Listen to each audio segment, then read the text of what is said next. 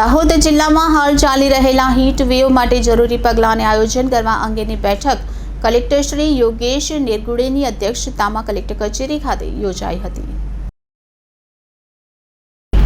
આ બેઠકમાં કલેક્ટર શ્રી યોગેશ નિરગુડે દ્વારા ગરમીની તીવ્રતાને ધ્યાનમાં રાખી સંબંધિત વિભાગ દ્વારા તાત્કાલિક માહિતી અપડેટ થતી રહે તેમજ તે અંગેની આગોતરી વ્યવસ્થા કરવા જણાવ્યું હતું। ઉપરાંત શહેરી તેમજ ગ્રામ્ય વિસ્તારોમાં પણ તાત્કાલિક સારવાર મળી રહે તે માટેના આવશ્યક પગલાં લેવા જણાવ્યું હતું।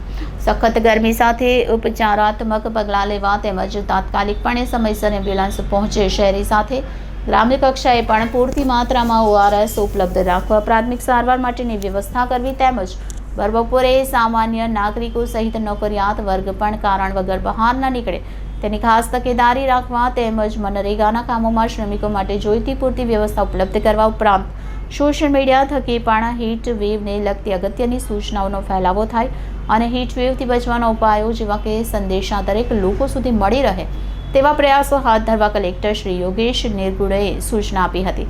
આ બેઠક દરમિયાન નિવાસી અધિક કલેક્ટર શ્રી J.M. રાવલ, જિલ્લા ગ્રામ વિકાસ એજન્સી નિયામક શ્રી B.M. પટેલ, મુખ્ય જિલ્લા આરોગ્ય અધિકારી શ્રી ઉદય ટિલાવત, ડિઝાસ્ટર મેનેજમેન્ટ વિભાગ સહિત અન્ય સંબંધિત અધિકારીઓ ઉપસ્થિત રહ્યા હતા। Reporter Kishor Dabgar, city golden news, Dahod.